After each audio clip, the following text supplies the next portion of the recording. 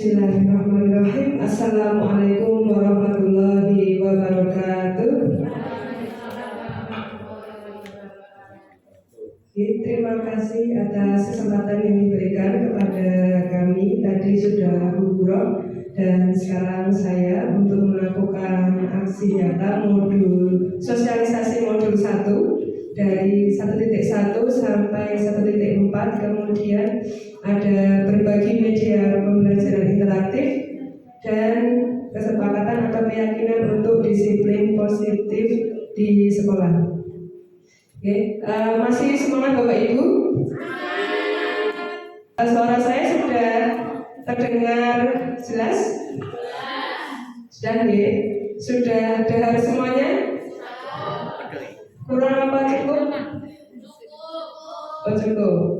Jadi mohon perhatiannya dan mohon nanti juga akan Bapak Ibu bisa bertanya kepada kami apa-apa yang mungkin ada pertanyaan atau ada yang belum paham gitu. Kita belajar bersama. Sudah siap nih Bapak Ibu? Siap. Sosialisasi paket modul 1 yang terdiri dari refleksi filosofi pendidikan Ki Hajar Dewantara, kemudian nilai dan peran guru penggerak, visi guru penggerak, dan budaya positif. Langsung aja gitu. Nah, yang pertama, refleksi filosofi pendidikan Ki Hajar Dewantara.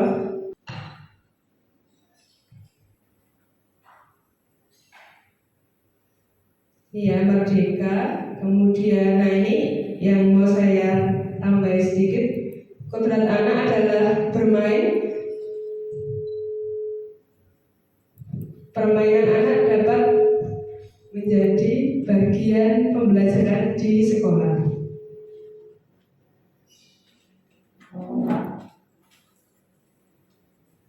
Nah ini nggak kelihatan ya. Ini contohnya. Ini di pelajaran saya, anak-anak saya kelompokkan kemudian membuat ini. Soalnya dalam bentuk puzzle gitu. Kalau kertas 3,6 itu puzzle ya. Nah, puzzle akan membentuk suatu bentuk. Nah, nanti itu kan lebih bervariasi ya daripada biasanya seperti itu ya. Daripada mengerjakan soal secara biasa, nah itu kan bisa divariasi dengan seperti itu. Atau yang kedua ini dari, nah ini kelihatan nggak ya? Judulnya Jodohkan Aku. Dari yang sedang berdoa menanti jodohnya dan yang lain-lain yang belum. Ini di pelajaran PPKN itu menjodohkan. Bisa diceritakan mungkin Bu Devi? Apa namanya bentuk ini KBM-nya seperti apa? Ya, itu sebenarnya kan awalnya sudah saya beri penjelasan dulu sebelum game ini dilaksanakan ya Bu.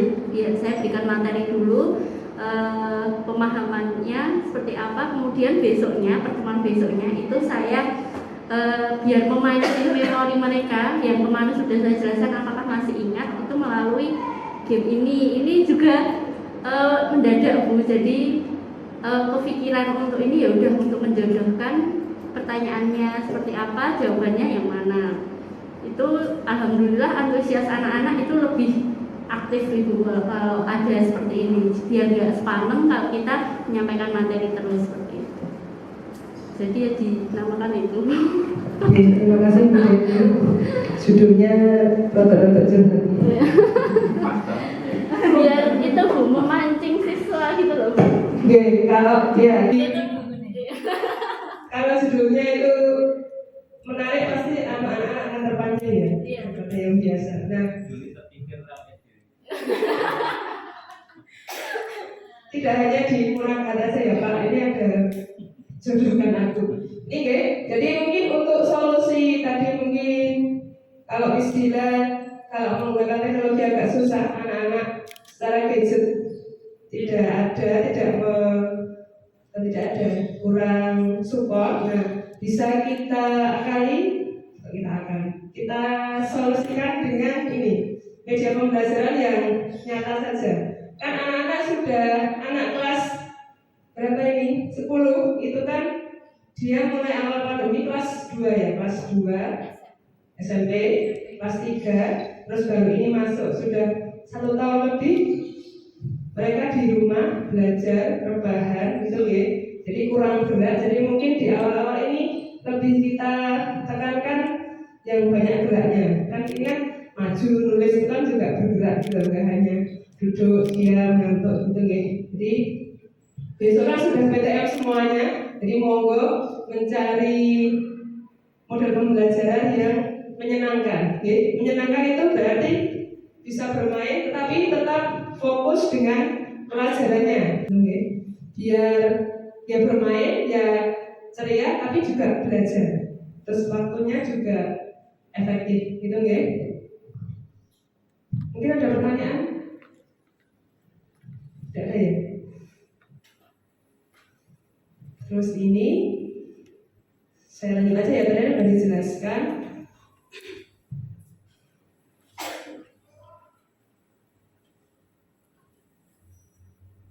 Nah ini ada kodrat alam dan kodrat zaman. Kira-kira kodrat alam itu apa? Ada yang bisa menyampaikan? Kodrat alam itu kira-kira maksudnya apa? Kalau kodrat ya takdir ya, atau istilahnya minat bakat yang dibawa oleh anak-anak gitu ya. Kalau kodrat zaman itu berarti yang disesuaikan dengan perkembangan zaman anak yang dialami anak. Nah ini yang mau saya jelaskan. Kira-kira ini apa? Apa namanya? Ini PTS ya, bukan PAS.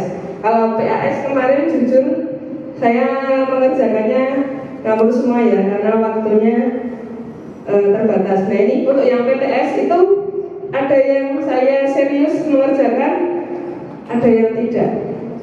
Contohnya paling atas double 22 itu kira-kira pelajaran PPKN ya, ada DV-nya. Kemudian yang tengah dapat 66 itu kimia farmasi kelas 12. Kemudian yang bawah itu bahasa Inggris dapat 90.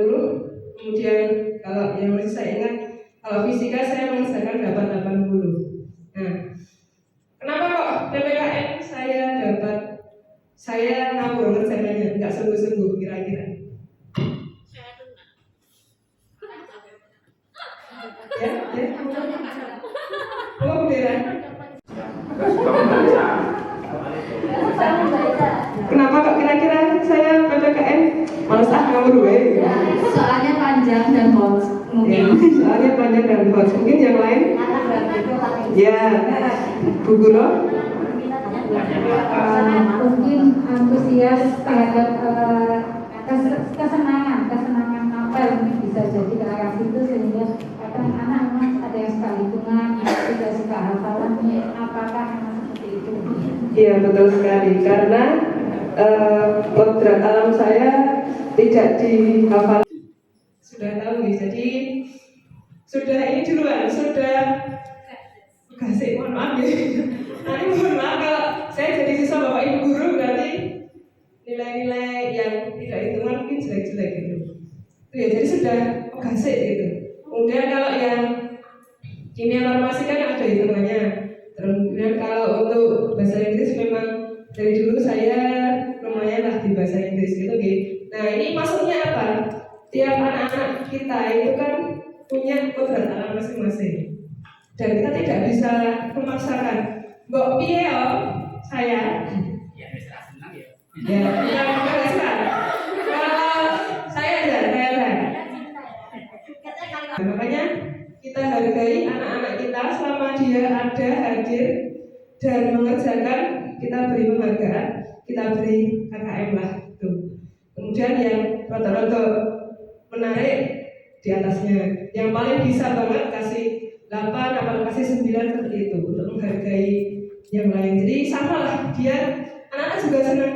Sudah dimengerti, kemudian guru itu petani atau bisa juga tukang kebun kehidupan. Terus ini tadi ya, penuntun itu disesuaikan dengan pendidikan abad 21, kolaborasi, kritis, reflektif, komunikasi, kreatif, inovatif. Kemudian selamat dan bahagia itu well-being. Nah, well-being ya. Terus lanjut ke modul 1.2, nilai dan peran guru penggerak.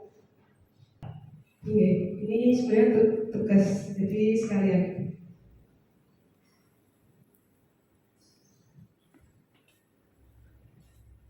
Ya, ini pengertiannya, nilainya adalah pedoman, kemudian perannya adalah memimpin pembelajaran, menggerakkan komunitas praktisi, menjadi coach atau pelatih bagi guru lain, dan apa pemimpin pembelajaran.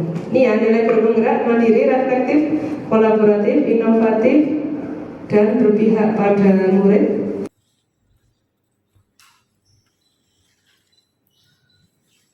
Sini ya, keterkaitan antara nilai guru penggerak dan filosofi Ki Hajar Dewantara. Ya, Merdeka Belajar memperkuat tujuan pendidikan nasional, memunculkan pedoman dalam pendidikan yaitu profil pelajar Pancasila.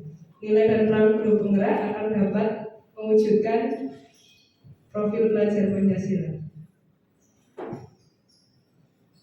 Nah, sekarang yang selanjutnya adalah visi guru penggerak. Ini modul 1.3. Nah, visi guru penggerak itu visi murid kita di masa depan, atau mungkin visi murid kita di kelas. Apa yang kita inginkan terhadap murid atau siswa kita di kelas. Iya, dasarnya dari filosofi pendidikan Ki Hajar Dewantara, nilai dan peran guru penggerak, serta ini inquiry apresiatif Bagja.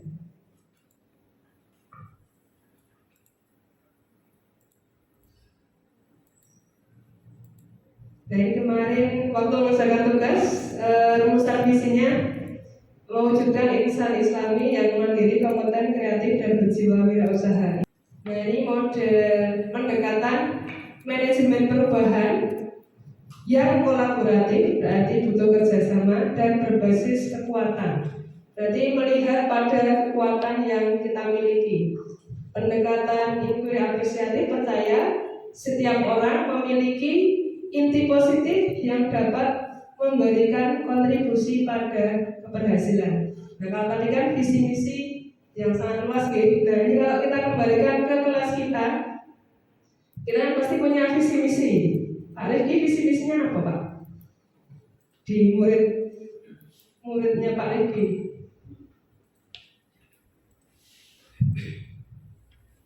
Kalau di materi saya ya terkait dengan biar nanti anak memahami ya, dan bahwa suatu ibadah itu adalah kewajiban, sehingga harus diawasi atau tidak untuk bisa menjalankan. Dan yang kedua, di dalam menjalankan itu memiliki dasar, tidak hanya asal tapi memiliki dasar pengetahuan yang benar. Luar biasa sekali nih Pak Rifki. Mungkin satu lagi, Pak Pur. Pak Pur punya visi apa di pelajaran sejarah? Oke, anak apa pelajaran jenengan? Visinya Kenny Kinaryo Sudarsono Paling banget. Artinya Pak? Secara garis besar, saya mengajak peserta didik itu mengambil sebuah hikmah dari sebuah peristiwa masa lalu yang bisa kita mempelajarinya, kemudian untuk bekal ke kehidupan yang selanjutnya. Ya, luar biasa sekali Pak Pur. Aplaus untuk Pak Pur. Tadi Pak Pur dan Pak Rifki, kalau visi pelajaran matematika apa ya kira-kira? Katanya dari dulu matematika itu pelajaran yang sangat susah, visi saya hanya dua, nyaman di pelajaran matematika dan suka dengan pelajaran matematika. Itu aja sih, tidak banyak-banyak, karena membuat nyaman di pelajaran matematika yang katanya sulit itu kan juga butuh proses nih. Kadang sudah terbawa, mungkin waktu SD atau SMP guru matematikanya galak sekali, suka marah, suka apa, kan mungkin dia terbawa sampai SMK, di pikirannya dia guru matematikanya seperti itu, padahal bisa sama bisa beda, gitu, tergantung situasi, gitu kan. Nih, kemudian tahapannya ada bagja, disingkat bagja, buat pertanyaan, ambil pelajaran, gali mimpi, jabarkan rencana, dan atur eksekusi. Nah ini rancangan strategi perubahan yang saya buat.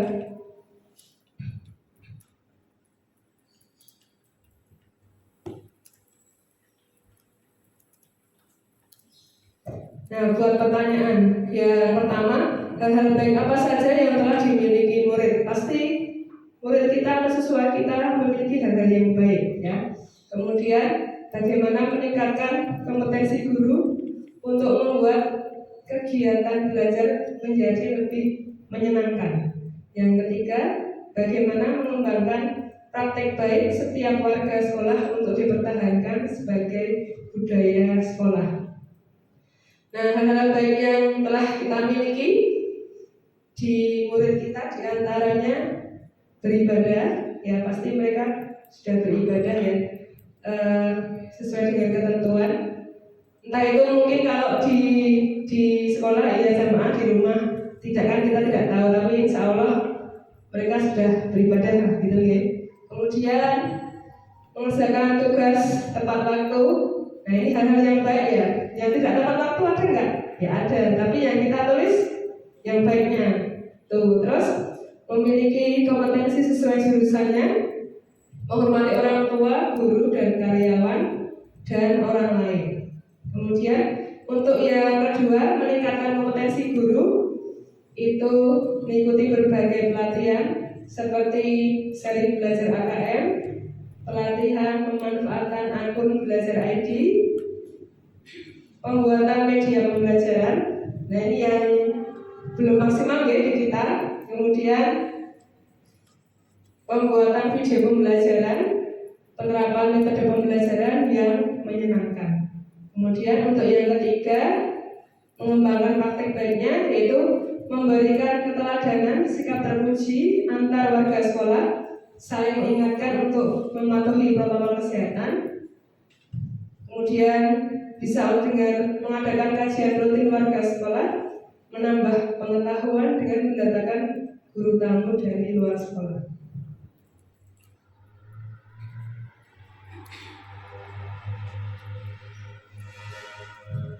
Nah ini untuk ambil pelajarannya, menggali kembali potensi murid yang belum muncul dengan mengadakan survei peminatan ekstrakurikuler, mendata guru yang sudah mengikuti berbagai pelatihan, mencari tahu siapa guru yang sudah memiliki media pembelajaran luring maupun daring, mencari tahu guru yang sudah menerapkan metode pembelajaran yang menyenangkan dan berpusat pada murid. Nah ini gali mimpi bisa dilakukan dengan menanyakan kepada murid tentang pendapat dan harapannya tentang sekolah, membuat rencana pelatihan untuk meningkatkan kompetensi guru, dan mempelajari metode pembelajaran yang menyenangkan dan berpusat pada murid.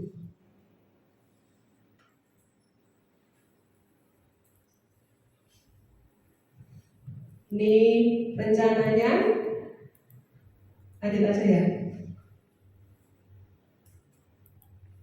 Nah kemudian untuk eksekusinya bisa komitmen dan kolaborasi bahwa setiap kegiatan akan didukung penuh oleh warga sekolah, menyusun tim kerja dan deskripsi tugas untuk setiap kegiatan yang direncanakan, menentukan program kerja setiap kegiatan, dan mengadakan evaluasi dan tindak lanjut untuk setiap kegiatan yang telah dilaksanakan.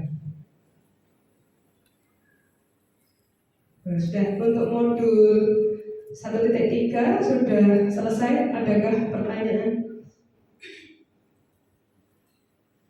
Tidak ada.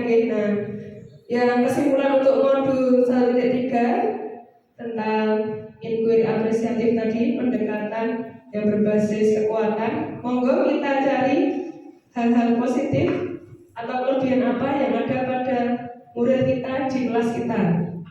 Mungkin apa ya? Mungkin Wayan kalau disuruh jawab pertanyaan itu susah, tapi dia pintar gambar. Nah, bisa jadi pas di pelajaran dia disuruh gambar yang sesuai pelajaran itu. Jadi dia tetap bisa mengeluarkan potensinya. Dan untuk yang potensi yang lain bisa ditanyakan ke siswa yang lain. Jadi kita lihat dulu. Atau mungkin ada yang suka nyanyi. Nah, Fauzi misalnya kan suka nyanyi. Nah, kamu bisa nggak buat lagu tapi hubungannya dengan pelajaran biar teman-teman mudah dalam belajar. Nah, itu bisa jadi seperti itu. Jadi mereka juga akan merasa kemampuanku dihargai oleh Bapak Ibu guru, seperti itu ya. Jadi monggo bisa, apalagi ini PJJ, PTM kan dibagi dua ya. Jadi kan semakin sedikit yang kita amati itu kan akan semakin banyak yang kita tahu. Oh, anak ini si A gini, si B gini, si C gini gitu. Seperti di pelajaran saya, walaupun disuruh maju, guru yang guyu ya tetap saya hargai ya, tetap saya bantu untuk mengerjakan. Yang penting dia udah mau maju itu sudah alhamdulillah ya, walaupun sebelum sampai gilirannya wis melarikan diri saya, udah izin ke toilet. Tapi terus pas sampai gilirannya juga dia mau maju, walaupun nggak bisa, ini kita bantu gitu ya. Sekarang lanjut ke modul 1.4 tentang budaya positif. Perubahan paradigma dari stimulus respon menjadi teori kontrol. Nah, ada beberapa miskonsepsi tentang kontrol. Yang pertama, ilusi guru mengontrol murid. Pada dasarnya, kita tidak dapat memaksa murid untuk berbuat sesuatu jikalau murid tersebut memilih untuk tidak melakukannya. Walaupun tampaknya kita sedang mengontrol perilaku murid tersebut, hal ini karena murid tersebut sedang mengizinkan dirinya dikontrol. Saat itu, bentuk kontrol guru menjadi kebutuhan dasar yang dimiliki murid tersebut. Teori kontrol menyatakan bahwa semua perilaku memiliki tujuan, bahkan terhadap perilaku yang tidak disukai. Terus yang kedua, miskonsepsinya, ilusi bahwa semua penguatan positif itu efektif dan bermanfaat.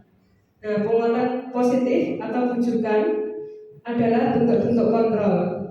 Segala usaha untuk mempengaruhi murid agar mengulangi sesuatu perilaku tertentu adalah suatu usaha untuk mengontrol murid tersebut.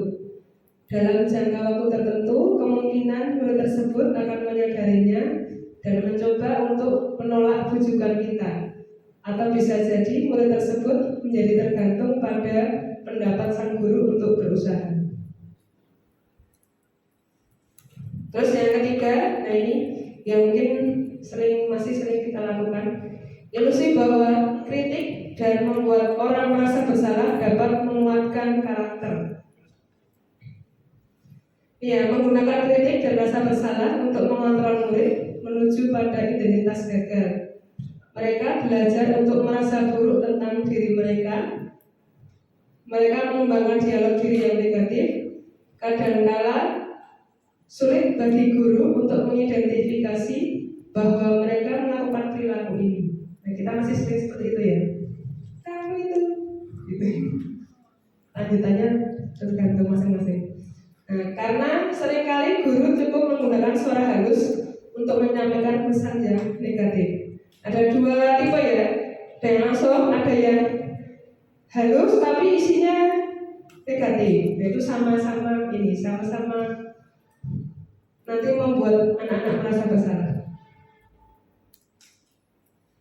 Terus yang keempat, ilusi bahwa orang dewasa memiliki hak untuk memaksa. Nah, ini juga masih sering kita lakukan. Banyak orang dewasa percaya bahwa mereka memiliki tanggung jawab untuk membuat murid-murid berbuat hal tertentu. Apapun yang dilakukan dapat diterima selama ada kemajuan berdasarkan pengukuran kinerja. Pada saat itu orang dewasa akan menyadari bahwa perilaku memaksa tidak akan efektif untuk jangka waktu panjang dan sebuah hubungan permusuhan akan terbentuk. Nah ini, bila kita ingin membuat kemajuan perlahan sedikit-sedikit, ubahlah sikap atau perilaku Anda. Kita ya sebagai guru. Namun bila kita ingin memperbaiki cara-cara utama kita, maka kita perlu mengubah kerangka acuan kita. Ubahlah bagaimana Anda melihat dunia, bagaimana berpikir tentang manusia dan paradigma Anda, dan skemakan pemahaman dan penjelasan aspek-aspek tertentu tentang realistis. Lanjut aja, langsung ke contohnya. Nah ini konsep disiplin positif dan motivasi. Kira-kira ada 3 pertanyaan. Bagaimana cara membuat murid disiplin? Ada yang mau menjawab? Ini mungkin? Kalau saya simpel aja tuh, kalau ingin membuat murid disiplin berarti harus diawali dari saya dulu. Nanti gurunya harus bisa disiplin juga, itu sudah otomatis ya, tanpa kata-kata melihat perilaku dari kita otomatis siswa akan menjadi kita. Terima kasih untuk Bu Elina, betul sekali dari kita yang memberi contoh. Kemudian siapakah yang bisa mendisiplinkan murid? Ada lagi yang mau tanya? Ya, dua pihak ya, kalau di sini jelas guru dan siswa. Kalau menurut saya, selain kita tadi sebagai contoh, kalau siswa otomatis kalau dia ada kemauan pastinya juga akan bisa menunjukkan kesadaran dia untuk berdisiplin. Kalau saya jadinya dua berarti warga sekolah dan intinya warga sekolah sendiri, siswa itu sendiri dan juga pihak lain yang bisa membangkitkan disiplin. Ya, bagus sekali Bu Elina. Nah ini ya, kita lanjut. Ada pertanyaan ketiga, apakah guru yang bisa mendisiplinkan murid atau kepala sekolah atau orang tua murid atau murid itu sendiri? Mengapa? Jawabannya, sebelum saya membaca ini juga pikirannya mesti kita semua pikirannya sama. Ketika mendengar kata disiplin, yang terbayang adalah tata tertib, teratur, dan kepatuhan pada peraturan. Kata disiplin sering dihubungkan dengan hukuman, padahal sungguh berbeda. Karena belajar tentang disiplin positif tidak harus dengan memberi hukuman. Justru itu adalah alternatif terakhir dan kalau perlu tidak digunakan sama sekali. Oke? Jadi disiplin bukan hukuman, ya.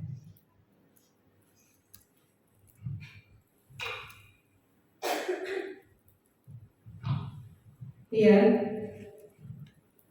Nah, menurut Ki Hajar Dewantara, di mana ada kemerdekaan, di situ harus ada disiplin yang kuat. Nanti ada artinya disiplin. Sungguh pun disiplin itu bersifat self-disiplin atau disiplin diri. Kita sendiri yang mewajibkan diri kita dengan sekeras-kerasnya.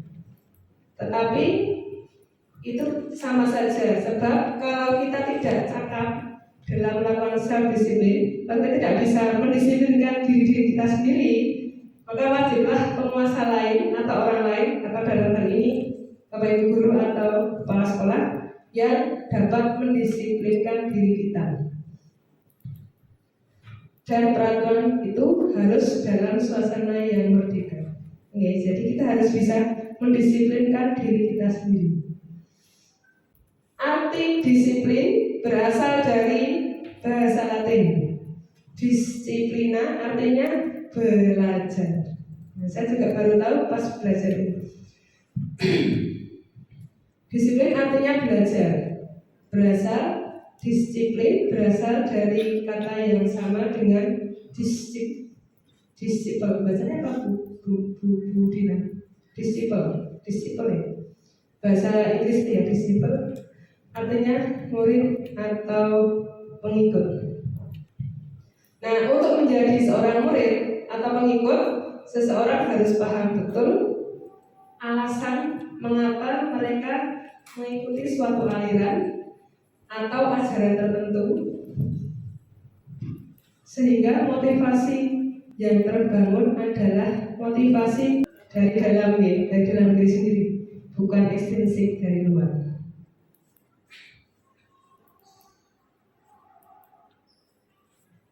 Nah, yang bawah, sebagai pendidik, tujuan kita adalah menciptakan anak-anak yang memiliki disiplin diri sehingga mereka bisa berperilaku dengan mengacu pada nilai-nilai kebajikan universal dan memiliki motivasi intrinsik bukan ekstrinsik.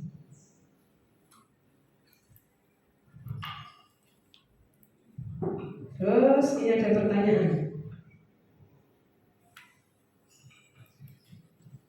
Mari kita tanyakan ke diri kita sendiri bagaimana kita berperilaku. Mengapa kita melakukan segala sesuatu? Kemudian apakah kita melakukan sesuatu karena adanya dorongan dari lingkungan atau dari orang lain? Nah, terkadang kita melakukan sesuatu karena menghindari rasa sakit atau ketidaknyamanan. Terkadang kita juga melakukan sesuatu untuk mendapatkan apa yang kita mau. Kemudian, bagaimana menurut Anda? Pernahkah Anda melakukan sesuatu untuk mendapatkan senyuman dari orang lain? Dari si dia mungkin? Atau untuk mendapatkan hadiah, ikut lomba bisa juga. Atau mendapatkan uang, kira-kira apa? Jualan ya, mendapatkan uang. Atau bekerja. Dan apalagi kira-kira alasan orang melakukan sesuatu.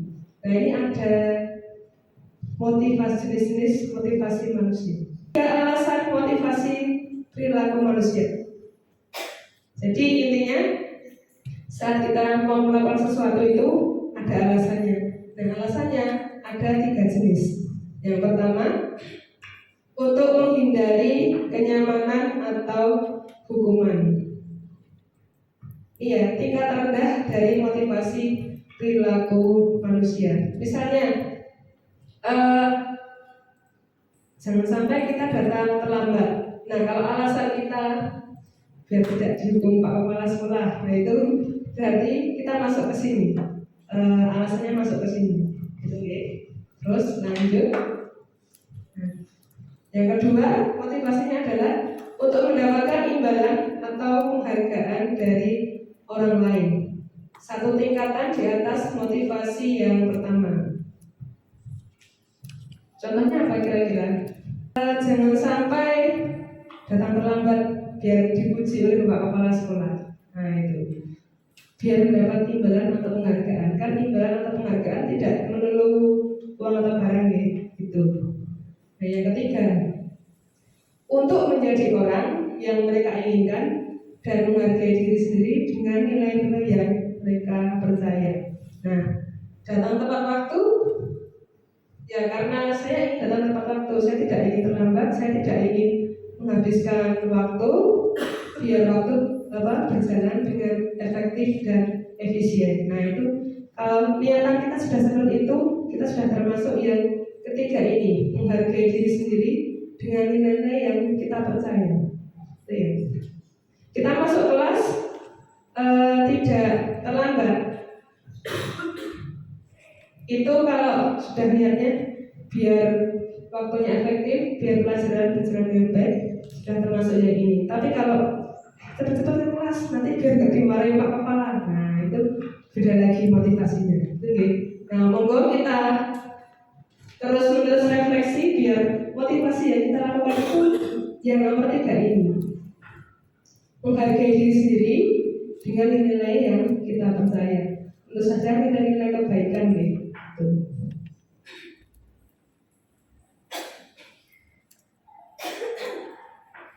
Nah, tujuan dari disiplin positif menanamkan motivasi yang ketiga tadi kepada murid untuk menjadi orang yang mereka inginkan dan menghargai diri sendiri dengan nilai-nilai yang mereka percaya.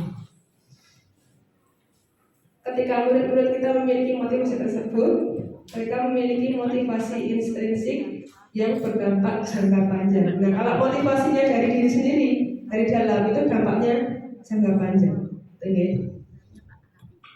Motivasi, nah, tidak akan berpengaruh pada adanya hukuman atau hadiah. Dihukum atau tidak, diberi hadiah atau tidak, dia akan tetap datang tepat waktu. Gak peduli dihukum, gak peduli dapat hadiah, akan datang tepat waktu. Tetap berperilaku baik dan berlandaskan nilai-nilai kebajikan karena ingin menjadi orang yang menjunjung tinggi nilai-nilai yang mereka hargai. Pastikan kita ingin menjunjung tinggi nilai-nilai kebaikan. Nilai kebaikan kan banyak sekali ya.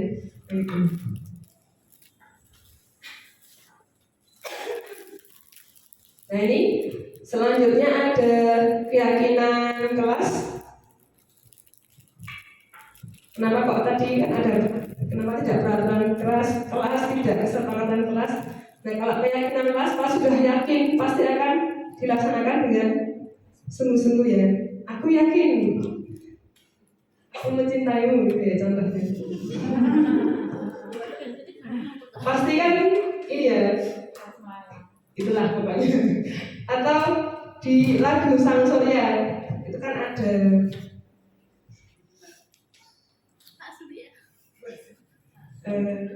apa junjunganku, al-Islam agamaku, Muhammadiyah kan guna. Al-Islam agamaku itu kan suatu keyakinan. Pasti dia yakin kita beragama Islam pasti akan menjalankan segala perintahnya dengan dengan ikhlas hati, tidak terpaksa. Oke.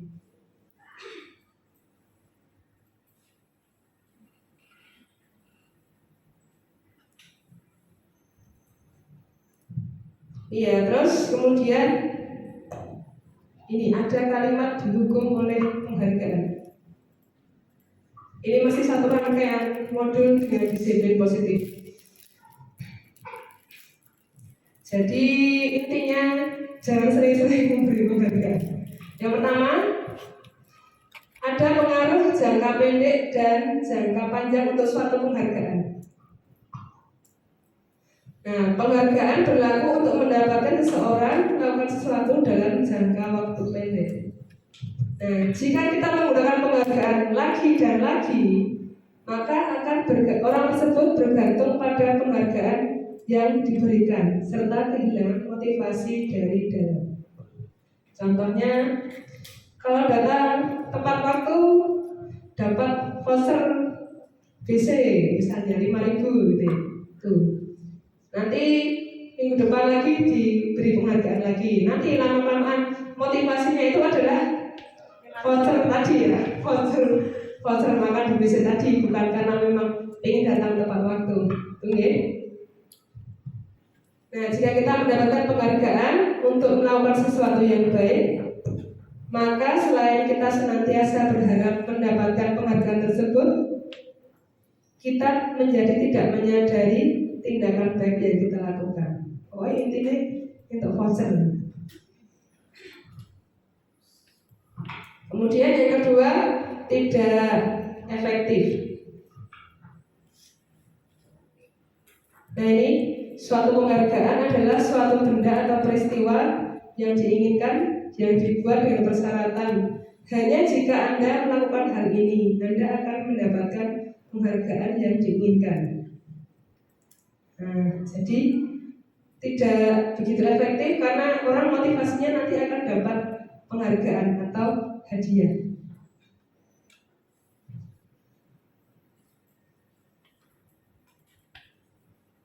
Kemudian penghargaan mengurangi ketepatan. Nah, ini yang perlu diperhatikan. Dalam sebuah percobaan, sekelompok anak laki-laki berusia 9 tahun diminta melihat gambar wajah dan memberitahukan jika wajah tersebut sama atau beda. Gambar tersebut hampir sama. Beberapa dari mereka diberi penghargaan dalam bentuk uang pada saat memberikan jawaban yang benar, sementara sebagian yang lain tidak. Hasilnya, anak laki-laki yang dibayar membuat banyak kesalahan. Kemudian yang kedua, sama, anak-anak diminta mengingat kata-kata tertentu, kemudian diminta mengambil kartu yang berisi kata-kata, kemudian diberi permen kalau memberikan jawaban yang benar, dan sebagian lain hanya diberitahu kalau benar, tidak diberi hadiah.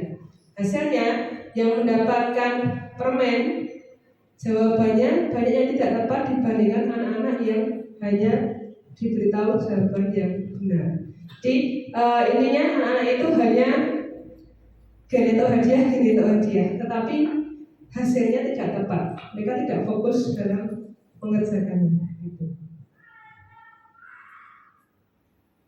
Nah, bisa juga penghargaan itu bisa juga diartikan menghukum. Nah, penghargaan menghukum mereka yang tidak mendapatkan penghargaan.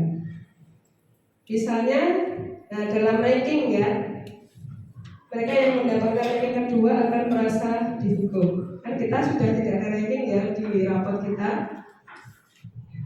Nah, penghargaan dan hukuman adalah hal yang sama karena keduanya mencoba mengendalikan perilaku seseorang. Karena pada dasarnya orang tidak suka dikendalikan dalam jangka waktu lama, penghargaan akan terlihat sebagai hukuman. Nah, jika suatu penghargaan diharapkan, tapi Anda tidak mendapatkannya, Anda akan merasa dihukum. Kebutuhan dasar manusia ada 5 ya: cinta dan kasih, penguasaan, kebebasan, kesenangan.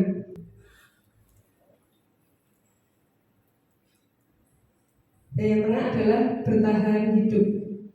Itu cinta dan kasih sayang.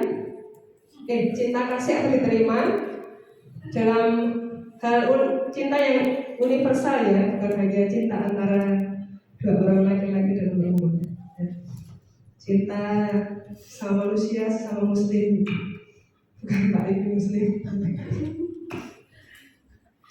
Ini kemudian penguasaan untuk menguasai sesuatu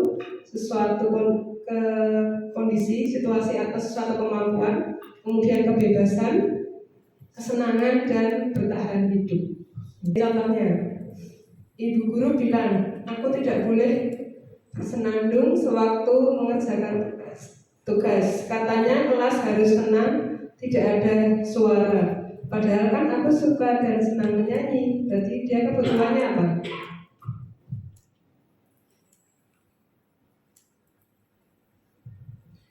Nyanyi tapi nggak boleh. Berarti dia sebenarnya dia butuh apa?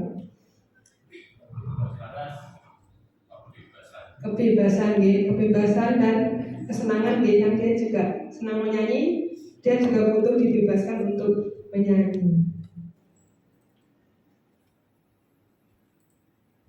Kemudian ini yang kedua, ibu guru tidak menyapaku hari ini padahal aku pakai jepit rambut baru. Bukan.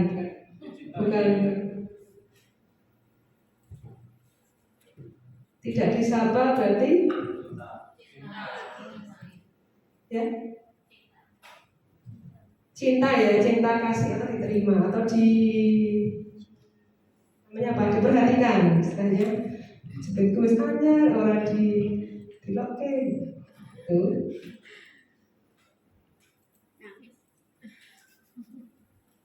Terus aku bosan, masa belajarnya cuma gitu-gitu aja, dengerin ibu guru aja.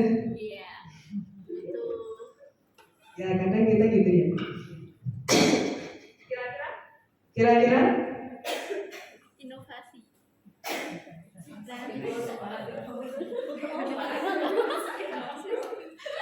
Ini sementara nggak ada inovasi di sini. Apa tadi? Kesenangan ya, bisa kesenangan. Oke. Ya ini ya, setiap apa yang kita lakukan itu pasti ada alasannya, dan alasannya itu bisa salah satu dari kelima ini. Oke. Kita lanjut aja. Nah ini, kelihatan nggak ya? Nggak kelihatan.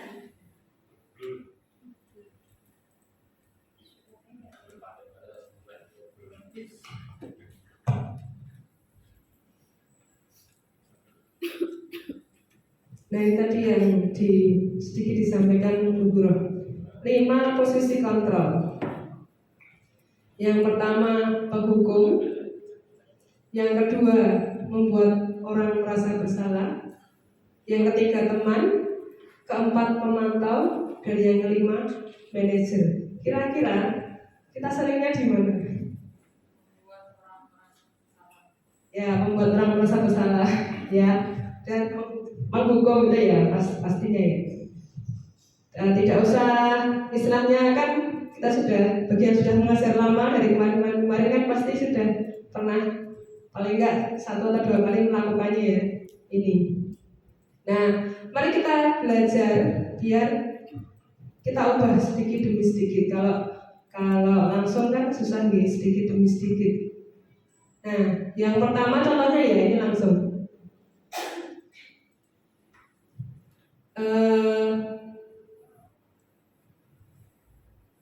Guru berbuat.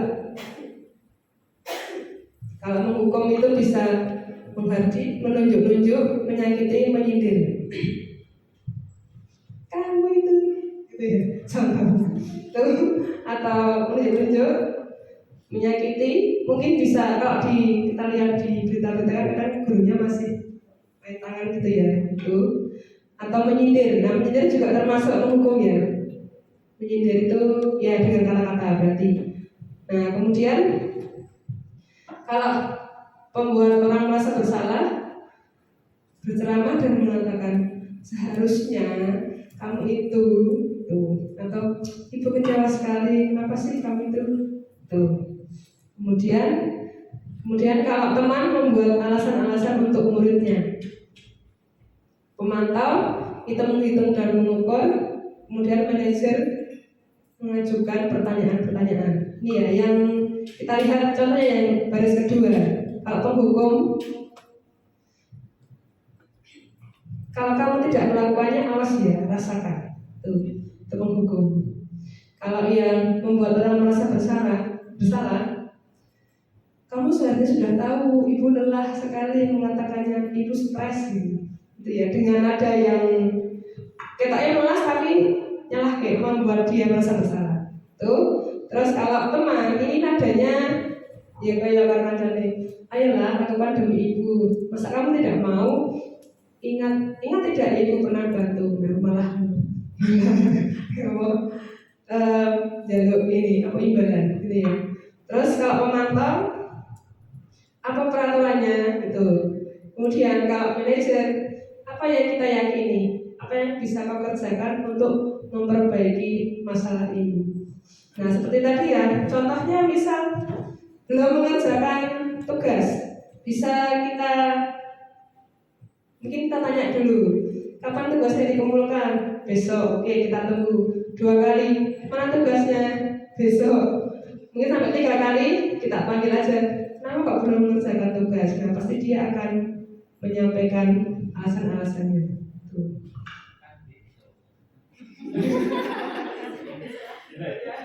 3 kali Pak. Kalau sudah 3 kali ya kita aja ngobrol kenapa terus kamu biar bisa mengerjakan tugas ini kamu mau ngapain gitu. Jadi diberi solusi. Kalau dia bingung ya kita beri ide-ide biar dia bisa melakukannya. Itu ya jangan terus langsung dimarahi atau bagaimana. Bisa jadi seperti tadi yang saya tadi nggarap PPKN kalau nggarap kimia kan beda. Jadi itu mungkin wis pasrah matematika itu kan, jadi arep garap tugas ya males-malesan gitu kan bisa juga seperti itu ya. Diberi motivasi anak-anaknya. Kalau mungkin kok susah banget tentang numpuk ya sama kayak tadi, pas pelajaran aja langsung ditanyain apa disuruh apa biar always kayak bijinya gitu ya. Biar kita juga jangan terlalu rumit-rumit lah gitu. Seperti dulu kalau masih ingat waktu Pak Sigit memberikan pengarahan pada kita, pasti ingat ya, kayaknya. Kan kita ulangan remedi, orang iso, penggarap nih, terus Pak Sigit nih, apa urip awake dhewe gitu, remedi terus kan gitu. Jadi gunakanlah hati nurani kita untuk yeslah mengyodei mentake ya semono ya meneh gitu ya. Gitu. Terus, nah hasilnya kalau menghukum itu memberontak, menyalahkan orang lain dan berbohong. Nah, nanti dia akan berbohong kalau dihukum. Kemudian kalau membuat orang merasa bersalah, hasilnya menyembunyikan, menyangkal dan berbohong. Kemudian kalau teman dia akan ketergantungan. Nih, kemudian kalau pemantau nanti siswa akan menyesuaikan diri bila diawasi. Nek pas diawasi ya tertib, nek pas enggak kembali lagi ke asal. Kemudian kalau kita mengatasinya secara manajer, dia akan pribadinya akan kuat dan akan sadar dengan sendirinya. Gitu. Nah ini ya sama tadi segitiga restitusi ini.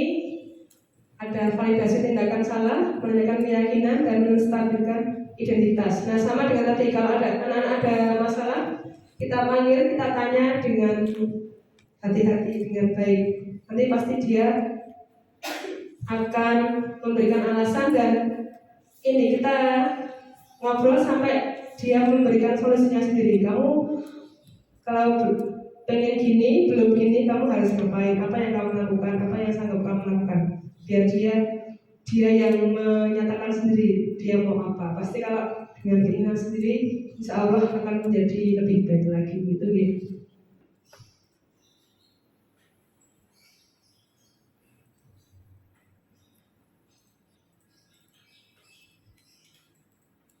Nah ini untuk yang ini tugas kedua ya. Ada rancangan tindakan aksi nyata, latar belakangnya. Ini budaya positif yang belum dilaksanakan secara maksimal karena adanya pembelajaran jarak jauh. Betul nggih? Nah, tujuannya meningkatkan penerapan budaya positif pada siswa, kemudian meningkatkan keteladanan budaya positif warga sekolah. Nah, kalau bukan kita yang memberikan teladan, siapa lagi? Seperti kemarin waktu outbound, ingat bapaknya itu bilang, murid kita itu ingat nggak? Terus waktu megang perut tapi bapaknya megang ini ya. Nah dia tidak mendengarkan kata-kata tapi melihat yang kita lakukan. Nah itu saya bapak paling bapaknya itu guru penggerak itu. Jadi yang dikatakan sama Pak siapa Pak itu Pak. Nah itu kan kita yang memberikan contoh pada murid. Kita ngomong, tapi kalau nggak ngasih contoh ya nggak ini ya, susah untuk mengubah ini murid kita gitu. Ya.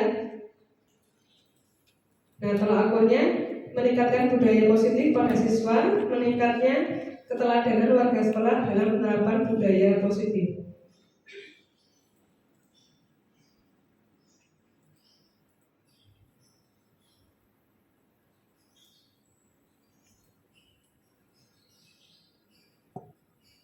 Nah, contohnya untuk membuat keyakinan kelas, contohnya hadir tepat waktu. Kemudian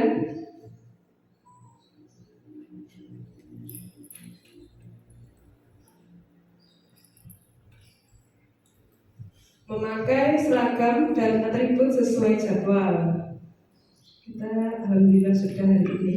Oke ya, kalau kita belum berseragam dengan sesuai jadwal, kalau anak seragamnya salah ya jadi sendiri. Ya.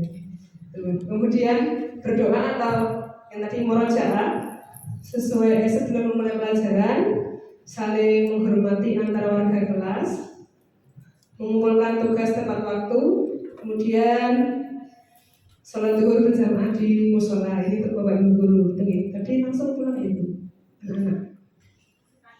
Kalau tanya gini, masih menunggu ini contoh ya Pak, contoh gitu. Jadi monggo misal nanti memang sholat zuhur berjamaah di musola ya kita memberi contoh, jangan kayak sholat gitu nih kitanya ini ya, kitanya nggak di musola gitu. Gitu, mungkin ada pertanyaan? Monggo Bu Indah. Terima kasih Bu. Saya tertarik tadi dengan penghargaan yang bisa mengurangi suatu motivasi apabila sesuatu itu misalkan tadi contoh ada 5.000 dari PC atau pendapat terkuda dan sebagainya. Nah, kaitannya dengan ini saya kaitkan dengan misalkan di KBM, kalau tidak salah itu kebutuhan anak itu kan mungkin ada primer, ada sekunder. Kalau tidak salah itu ada kebutuhan integratif, itu termasuk di sini tadi yang dibicarakan hanya hukuman gitu ya. Tapi kadang kita itu harus melakukan, selain kita anak nggak bisa mengerjakan, kamu itu belajar bagaimana, bisa nggak, dan biasanya seperti itu. Tapi anak itu sudah tidak menjadi keinginan, tapi merupakan suatu kebutuhan bahwa dia itu ingin dipuji. Jadi kalau misalkan dia mengerjakan bisa, maju bisa, itu kita kan harus bisa mengimbangi. Kalau kita menghukum anak, kita harus, nah seperti Mbak Agenti ini mungkin bisa mengerjakan, mungkin semalam belajarnya lebih lama, meninggalkan tidak melihat TV dan sebagainya. Anak itu butuh seperti itu. Nah, mungkin anak itu semakin lama karena sering dipuji karena dia benar, itu bisa meningkatkan dia untuk belajar terus. Nah, apakah kalau kita kaitkan dengan yang awal tadi, kita melakukan seperti itu bisa mengurangi motivasi intrinsik dari anak itu sendiri? Atau belum? Terima kasih Bu Indah. Nah, untuk kaitannya misalnya bisa mengerjakan soal dan benar, nah itu memang wajar diberi penghargaan, diberi pujian. Tetapi mungkin ini dalam hal bentuk barang atau bagaimana, misal dalam ulangan Pak Rifki, Mas Rifki misalnya dapat 100 mendapatkan hadiah gitu.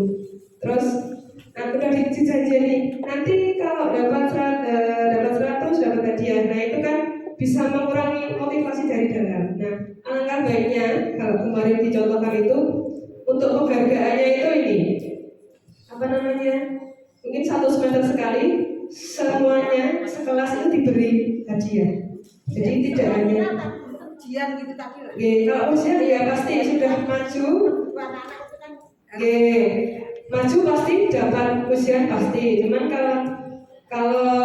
tapi jangan sering-sering gini. Sebagai satu kasus, jangan sampai menjadikan satu anak itu untuk contoh. Nah itu menjadikan yang lain. Itu kenyataan di sini, saya pernah diceritain. Itu loh Bu, di pelajaran itu gitu. Anaknya Pak Bulan itu toh Bu, kenapa lah mesti ini bapaknya itu misalnya kayak ini loh rajin bla bla bla. Nah jangan seperti itu. Jadi kalau kita menguji ya oke, bagus sekali, sudah baik, bagus, tanpa ada tambahan yang lain-lain seperti itu. Nanti membuat yang lain paling sing dipuji Elina gitu. Jadi memuji wajar, tapi sewajarnya saja. Jangan dijadikan contoh untuk yang lain. Kalau masih contoh yang tokoh terkenal aja, Pak Presiden atau yang jauh-jauh atau ilmuwan yang kaitannya dengan ilmu kita itu banyak, kan pahlawan istri itu. Kalau memberi contoh yang memang tidak kenal aja, nanti anak-anak pasti akan termotivasi seperti itu. Itu beda. Sementara gitu dulu ya Bapak Ibu, sudah jam 2. Mohon maaf kalau lama sekali karena materinya banyak.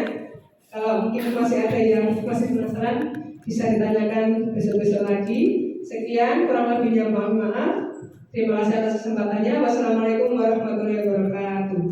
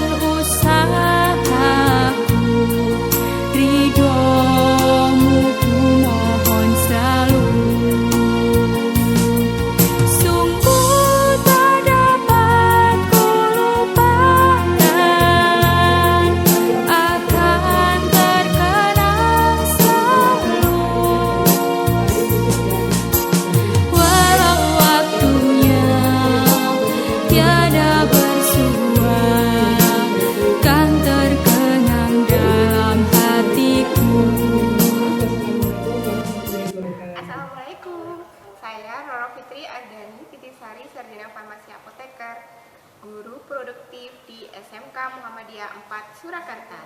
Saya merupakan rekan kerja dari Ibu Argenti. Dalam kesehariannya di sekolah, saya melihat Ibu Argenti. Beliau sangat kreatif, ramah, memotivasi siswa, sayang dan perhatian kepada siswa.